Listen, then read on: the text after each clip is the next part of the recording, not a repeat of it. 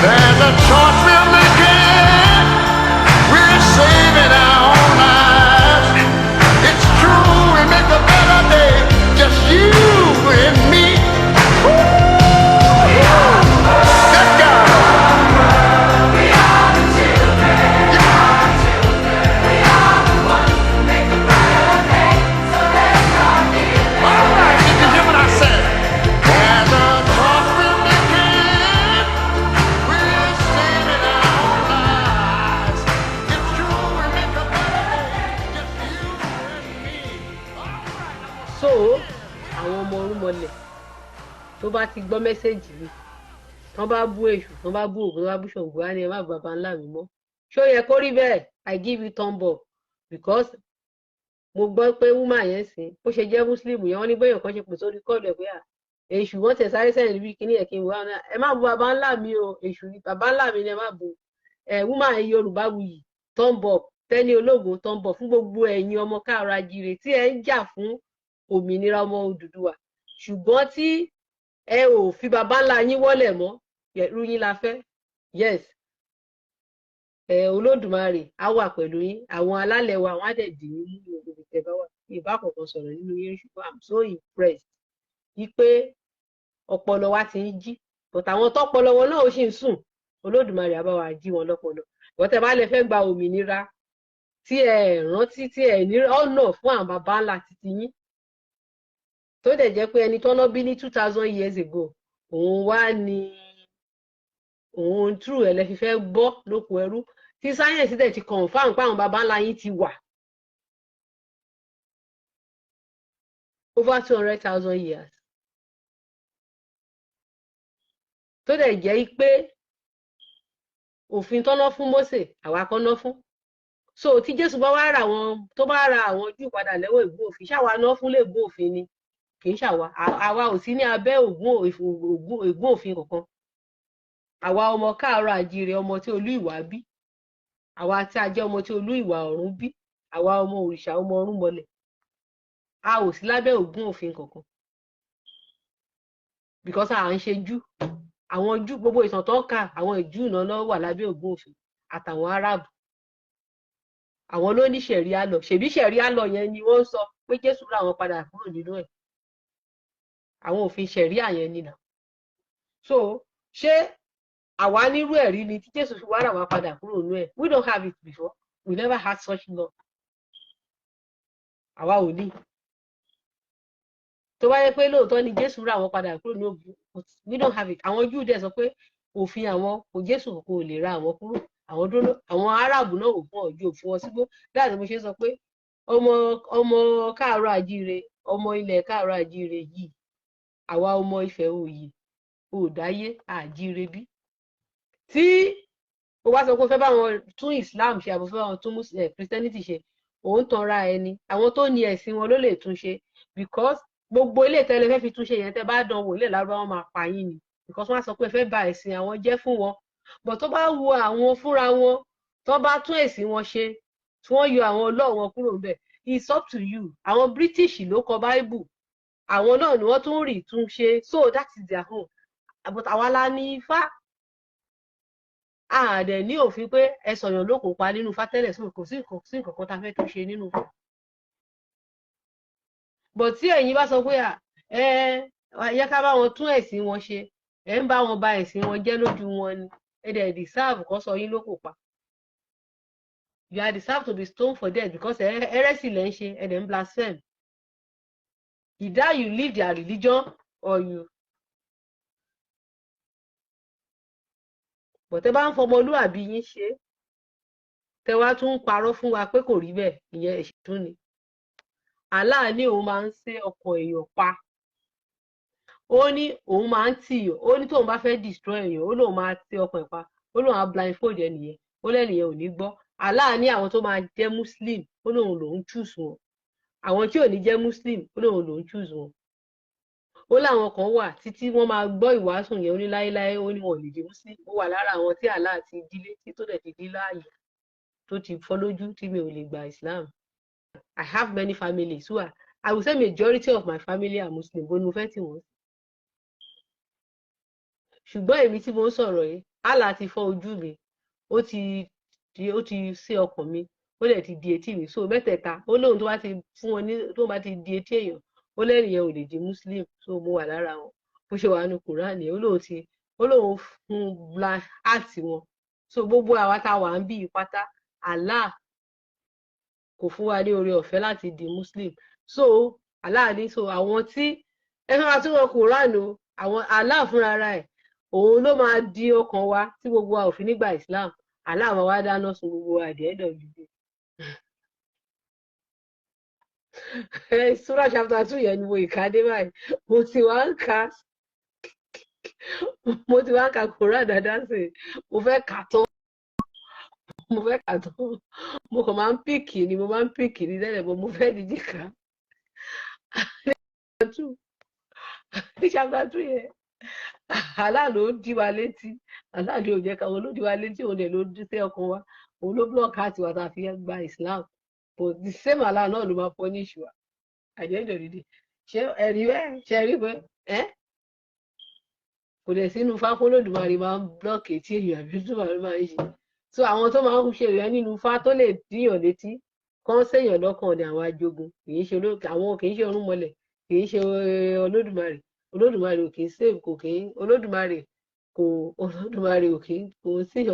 ń séèyàn ní ọkàn so mo wá sọ fáwọn èèyàn pé òkè kí wá ní rí ìzọ pé ńgbà tí bàbá Allah sọ pé òun máa ń block ọkàn èèyàn òun máa ń séèyàn létí òun dẹ̀ lè fọjú spiritually ni ò kì í ṣe pé kéèyàn má ríran mọ́ spiritually ẹnìyẹn ò ní accept spiritual blindness àti ìkọ̀kọ̀ bẹ́ẹ̀ pẹ́ nìyẹn ò ní àgbà Islam kí ló wá fàṣẹ pé téèyàn bá ti wá ṣe mi ṣe kúṣe tí ẹ bá ń sọ pé èṣù ló ṣe ṣebí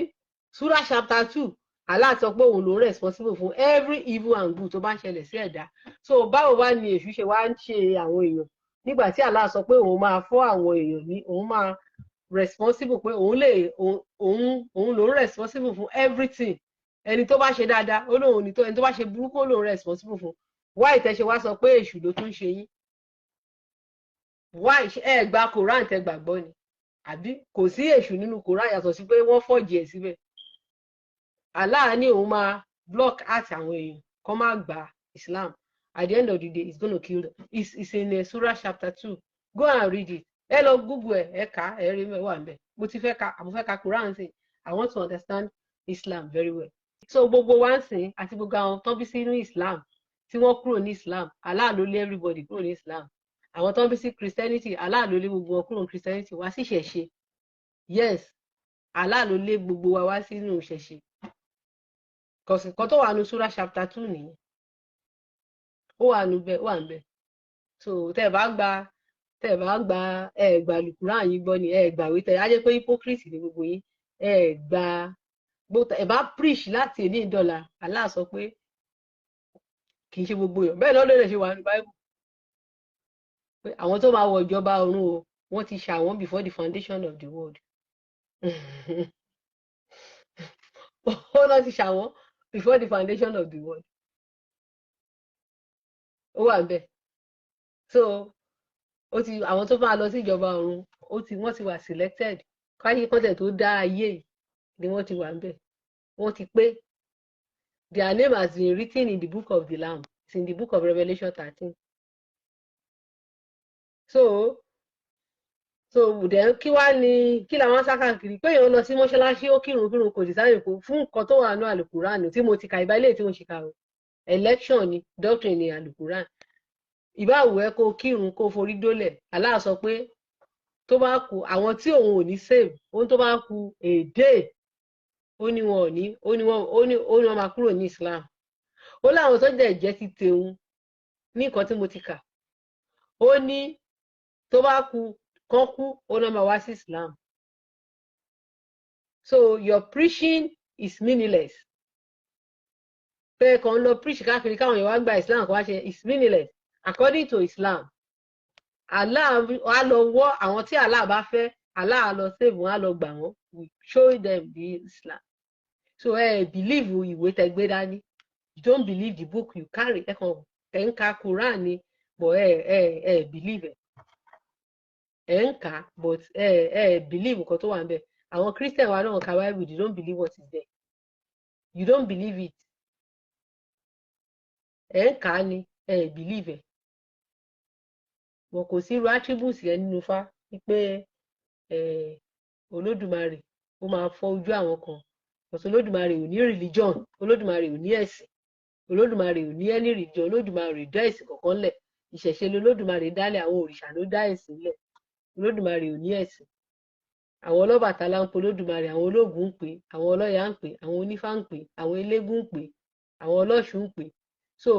kò ṣe kó Olódùmarè ṣe wá pé Onífá ni mo yọ́nú sí o Ọlọ́ṣun ni mo yọ́nú sí o ọlọ́yà no everybody. So Olódùmarè ò ní religion,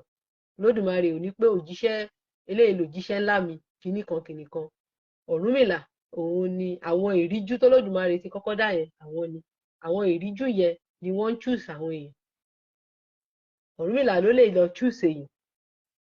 1,000 náà ló máa reign, 12 tribes of Israel. Even ẹni tó ń jà, àwọn tó ń jà máa níjọ́ kínní yẹn, wọ́n ní òde ni gbogbo wọn máa wà. Ajá ni wọ́n pe gbogbo èèyàn dúdú.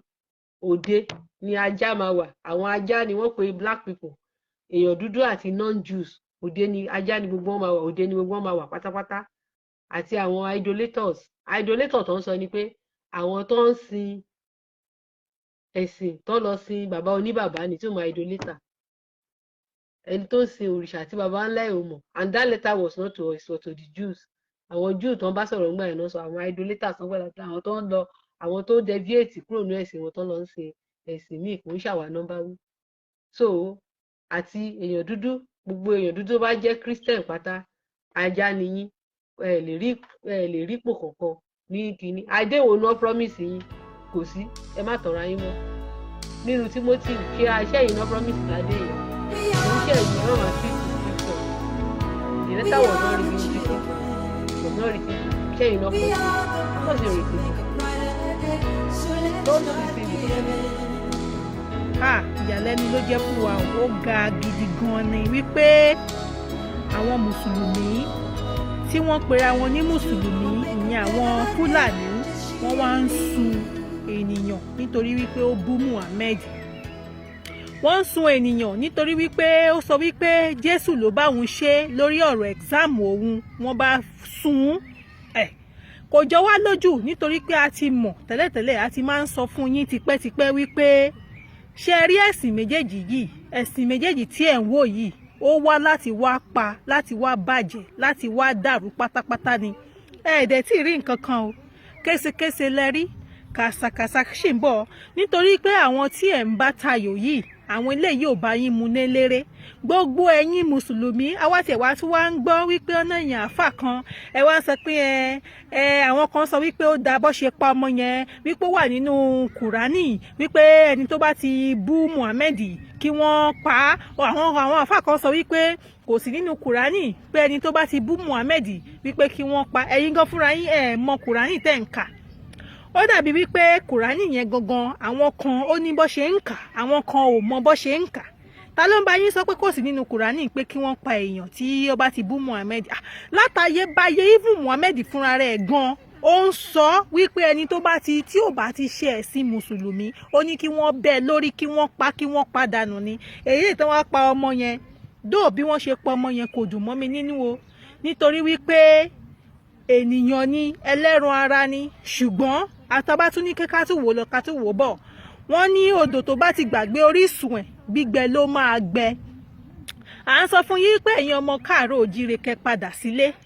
Ṣe rí ẹ̀sìn tẹ́yìn ń wò yẹn, ẹ̀sìn tó wá pa yín ni,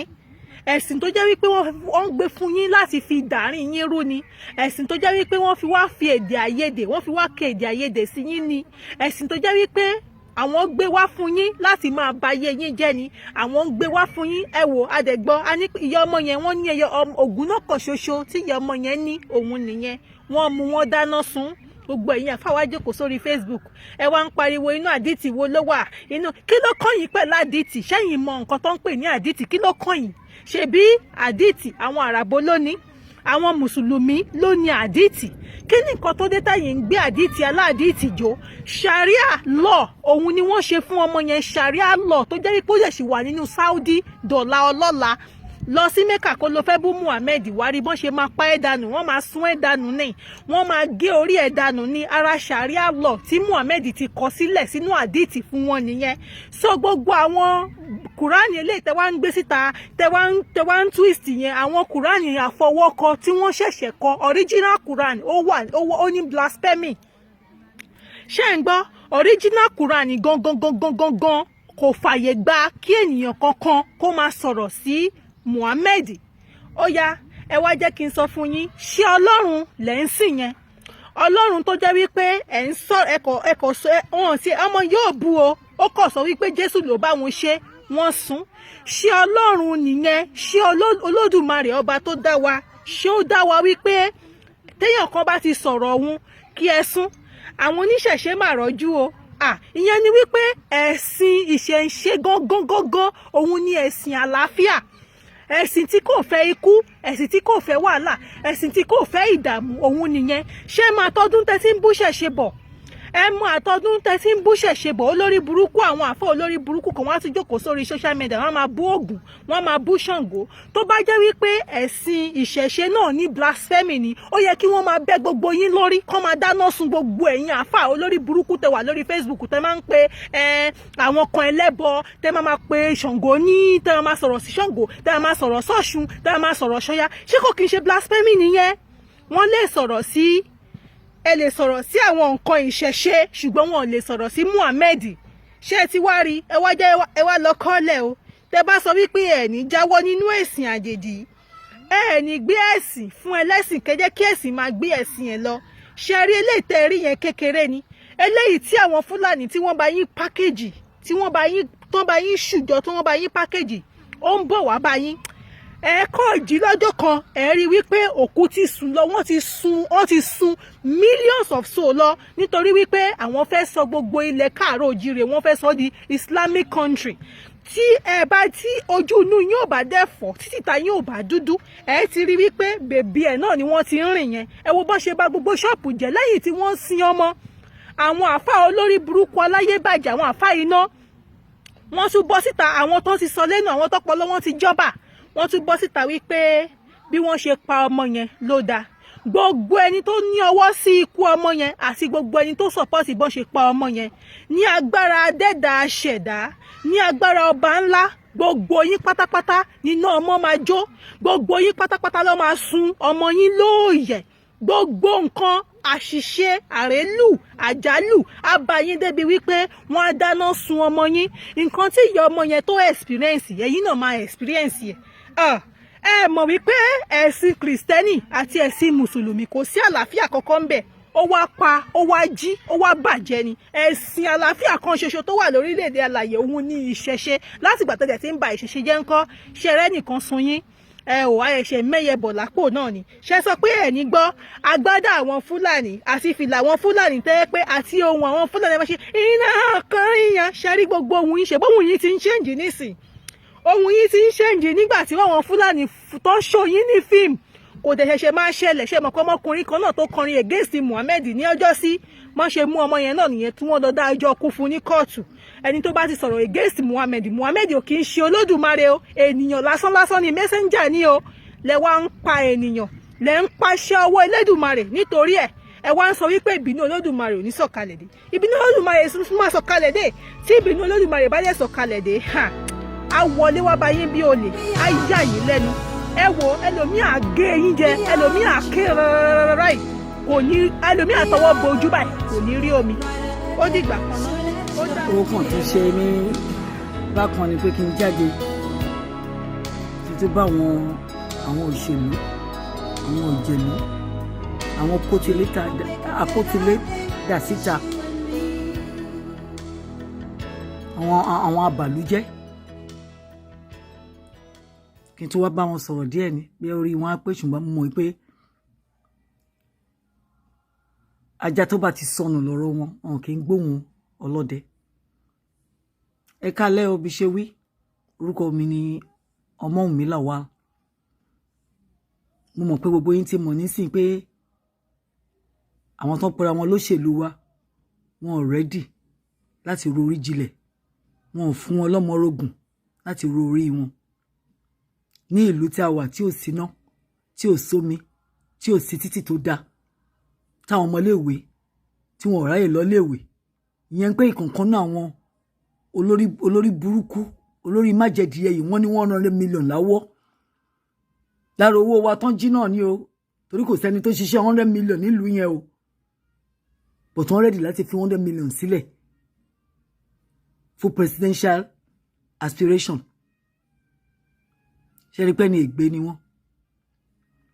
ẹ̀yin ni mò ń bá sọ̀rọ̀ o ó bẹ̀rẹ̀ látorí vice president Yẹmí Ọ̀ṣínbàjò ó pèrè ní odidi lọ́yà ìwọ rí 1999 constitution tó ń ṣe o dẹ̀ fẹ́ run on that kind of constitution ẹ dẹ̀ kàwé ṣé ojú ìwé lẹ́ka ẹ̀ka ẹ̀yìn ẹ̀ ni àbí ẹ kàwé ẹ̀ka làákàyè àwa wí tán ẹ ní awoism lè ń ṣé bàbá Awólọ́wọ̀ á wà láyé á run on that 1999 constitution that pack of nonsense slavery document tó ń gbé lé yín lọ́wọ́ ẹ wà as a vice president fún ọdún 7 àárín nǹkan gidi kan tẹ́ ṣe kò síná kò sómi bó ṣe ń pa Yorùbá bẹ́ẹ̀ ló ń pa Ìgbò bẹ́ẹ̀ ló ń pa middle belt o ò dẹ̀ rí nǹkan kan ṣe sí o dẹ̀ tún fẹ́ run ẹni ègbé ni I'm not only disappointed mo mọ̀ pé àwọn ọmọ ogun ọ̀run wọ́n ti kọ̀yìn sí ẹ and for being a pastor tó bá jẹ́ ayé Elijah ni ìwọ gan Elijah àti do with you ó wá jáde ládùúgbò gbogbo jágàjàgà rádaràdà rédèrèdè tí Buhari ń dánwò ní Nàìjíríà tó dẹ̀ wà ń bẹ̀ fún ọdún 7 tó dẹ̀ ń pa àwọn èèyàn bó ṣe ń pa wọ́n ní gàngàn ló ń pa wọ́n lóńdó ló ń pa wọ́n àwọn tó ti wà ní Ogun State wọ́n ti dára Benin torí pé àwọn Fúlàní fẹ́ gbalẹ̀ wọn bá ìtúláàsì ó dẹ̀ dákẹ́ kí ló ń ṣe lábẹ́lẹ̀ wọ́n ti sọ ẹ́ di akíndíndínrín wọ́n ti sọ ẹ́ di apọ̀dà kalẹ̀ wọ́n ti nà ẹ́ lókun tòbí ń tó bá ní kó ṣe ló ń ṣe so o love power ṣùgbọ́n o love àwọn èèyàn ẹ̀ o love power o ní bẹ̀rù Ọlọ́run vice president Ọ̀ṣínbàjò o ní bẹ̀rù Ọlọ́run tó bá ní bẹ̀rù Ọlọ́run kò sí adé tán fẹ́ dé ẹ adé tán lè dé ẹ o ní adé ìjọba ọ̀run kò dẹ̀ sẹ́ni tó lè fún ẹ ní ìjọba ọ̀run àfọlọ́run nìkan ẹ lè bribe Ọlọ́run o lè bribe Ọlọ́run èmi ni mo sọ bẹ́ẹ̀ tó bá jù mí lọ ò lè gbọ́dún 2 torí mi náà ti pé 66 years ṣùgbọ́n èyí tó ń ṣe yìí àtiwọ́ àtàwọn oníranù tó kù ẹ̀ ń fi 100 million ẹ lọ fi gba fọ́ọ̀mù ó dẹ̀ ló kàwé ó ka ọgbọ́n orí ó ka làákàyè and being a pastor ó ní ìbẹ̀rù Ọlọ́run ẹ lọ o ẹ ní débẹ̀ o ní ìmọ̀ ẹni tó ń purọ́ fún yín ẹ máa lọ ẹ ní débẹ̀ tẹ bá débẹ̀ ẹ ní dúró jẹ́ àdàbí tó bá yẹ pé 155 million Yorùbá Ìgbò middle belter tó wà Nàìjíríà kì í ṣe orílẹ̀ yẹn lọ́lọ́run dá wọn sí àwọn Fúlàní cabal no one turn around no spin around like a wheel ẹ ní bẹ̀rù Ọlọ́run o Mr. Ọ̀ṣínbàjò President Ọ̀ṣínbàjò Pastor Ọ̀ṣínbàjò ẹ dẹ̀ máa rí ìbínú Ọlọ́run kì í ṣe pé mo fi sọ wà nínú Bíbélì ni ẹ sọ fún ẹ ènìyàn búburú ni ẹ nítorí pé orí wọ́n ṣe ń pa àwọn èèyàn ò sọ nǹkan kan sí ò resign ò bínú wàá rí ìbínú wàá rí ìjẹ Ọlọ́run ó tún wá jẹ́ pé ọmọ Awólọ́wọ̀ ló fẹ́ Awólọ́wọ̀ gan ń ṣépè fún ẹ nínú sàréè ṣẹrẹ yìí yòókù ọjọ́ ọ̀la yín kù sí dẹ̀dẹ̀ ni o the whole batch of you are senseless and stupid ẹ̀dẹ̀lẹ́kàwé ẹ wo àwọn tó ń tì yín káàkiri àwọn ignoramus non-entities àwọn moronic imbeciles Fulanis lọ́nà ọ̀nà yín kiri àwọn tó yẹ pé wọ́n ya Quranic school kan láwọn lọ èyí tó kàwé nù wọn gan wọn kàn yín kún substantial human beings àwọn ló ń dictate ẹ̀dẹ̀ ń tẹ̀lé wọn ẹ̀ ń ṣe bí òpònú ayérada you are all fools you are all fools ẹ̀dẹ̀ ní integrity ní integrity understand social justice mọ̀ fairness mọ̀ nǹkan tó jẹ́ equity ẹ̀yin ní 100 million àwọn kan ò rí 100,000 láti jẹun láti sanwó ilé ẹ̀ ń fún wọn ní 18,000 30,000 lóṣù ẹ̀yin gba millions àti gbogbo ẹ̀yin tẹ́ wà ní house of rep ní o senate ní o ní bẹ̀rù Ọlọ́run dẹ̀ máa gbowó yẹn máa ná but kò ní dùn yín nínú tẹ́ bá ná lórí àwọn ọmọ yín gan kò ní fùnà wọn ò lè ṣoríire tó máa last torí kí ni ẹ ti bàlújẹ́ ọba yìí jẹ́ nìyí àwọn ìyàwó yín gan kì í ṣe abiyagba ni wọ́n because ó yẹ kán fún yín ní ọgbọ́n orí kán fún yín ní làákàyè kán fi ìbẹ̀rù Ọlọ́run sí yín lọ́rùn bẹ́ẹ̀ ṣe ń lọ sí senate àti house of assembly tẹ́ ń lọ purọ́ tẹ́ ń lọ jíwó gbogbo yín jíwó ìyẹn pé yín ní 100 million tún títí àdúgbò yín ṣe kò sẹ́ni tó lómi kò sẹ́ni tó níná ẹ wá ń sọ pé ẹ wà proud to be Nigeria. You are idiotic bombastic Nigerians. ṣùgbọ́n Ọlọ́run máa gbàgbára lọ́wọ́ yín o ẹ rò pé alẹ́gbára ni o bí Nebuchadnezzar ṣe rò pé òun lágbára nìyẹn o ó di ẹranko inú igbó fọ́dún 7 ìmí inú yín máa wọ́ọ̀sì ju Nebuchadnezzar lọ bí Pharaoh of Egypt ṣe rò pé òun lágbára nìyẹn inú omi lọ́run parí ayé ẹ̀ sí Buhari tó lóun lágbára tó bá jẹ́ pé òun ni Haman tí èṣù rán kó lọ da ìran Yorùbá rú àti irú ẹ̀rí Haman tó lóun máa pa Mordecai ó wà nínú ìwé Esther Mordecai àti ọmọ mẹ́wẹ̀ẹ̀wá àti ìyàwó ẹ̀ ló kú Ọlọ́run mo tọrọ ẹ̀ fún Buhari àtàwọn ẹbí ẹ̀ ẹ̀yin yòókù mo mọ̀ pé kì í ṣe gbogbo yín lẹ gbọ́ Yorùbá o wọ́n translate ẹ̀ fún yín orí burúkú nú yín ó ti bà tòde yín jẹ́ ẹ fẹ́ run under this government tí Fúlàní ti sọ pé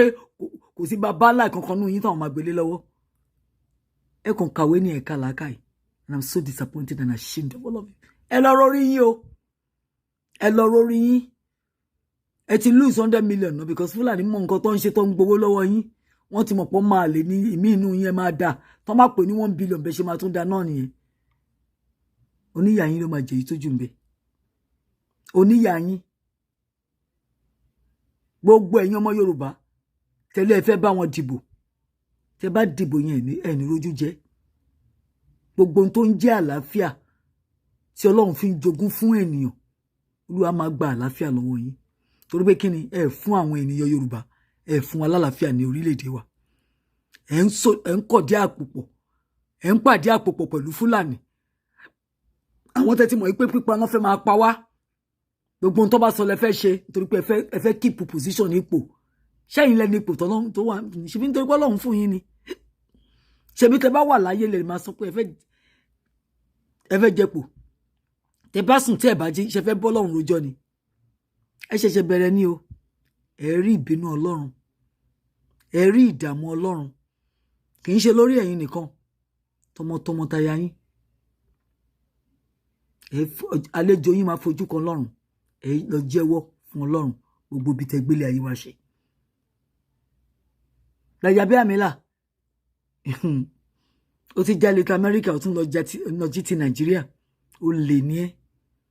ó máa dójú ti ni ó máa lè ní tó pọ̀ nù yín èmi inú yín gan bẹ́ẹ̀ ni pé Fúlàní ló bá ìyá yín sùn ni ọmọ àlè gidi ni yín you have no integrity ẹ ní self respect kẹṣà débẹ̀ ìlú wo lẹ fẹ́ tún ṣe ìlú tó ti fọ́ tó ti wó tí Ọlọ́run ti yá tó ti fàya tẹ bá jẹ́ mùsùlùmí àti kìíní ó yẹ kẹ́ lọ bèrè lọ́wọ́ Ọlọ́run ìlú ta fẹ́ ṣe ǹjẹ́ ó máa dúró kò lè dúró Olúwa ti fàya ẹ̀yin náà mọ̀ kó ti fàya tẹ bá dẹ̀ lẹ́ máa lọ́bẹ̀ ẹ̀yin náà máa fi ṣe tuntun gbẹ̀yìn Tinubu ọ̀rọ̀ tí ò tiẹ̀ ní sọ Ọlọ́run bínú sí ẹ tilétilé tó bá rò pé ọ̀nà ẹ ti là ọ̀nà kú ló là sí tó ò lè rí jẹ́ o tó bá fẹ́ kó gbogbo Nàìjíríà jọ tó bá fẹ́ kó lọ sí Dahomey kó lọ kó wọn wá tó bá ti fẹ́ pàápàá kó lọ sí Brazil after all Yorùbá náà wà ń bẹ̀ kó lọ kó 20 million wà ń bẹ̀ tó bá débẹ̀ ò ní láti kì í ṣe ti pè I am telling you ohun tí Ọlọ́run ti sọ ó ní débẹ̀ o ṣùgbọ́n tó bá débẹ̀ ó máa fi kú ṣèfàjẹ́ ni ìnídẹ̀ ìkọ́ni náà ti ń pààyàn òun ràn yàn àwọn asasíìnì ẹ̀ bọ́n ṣe ń pààyàn káàkiri gbogbo yín lẹ máa tẹ́ lọ́wọ́ Ọlọ́run gbogbo yín lẹ máa rí ìbínú Ọlọ́run gbogbo ẹ̀yin tí ẹ rí Nàìjíríà bó ṣe rí tẹ́ ṣe continue ẹni tí Fúlàní yẹn lẹ fẹ́ ṣe mo fẹ́ rí bí ẹ ṣe fẹ́ kọjá. We are the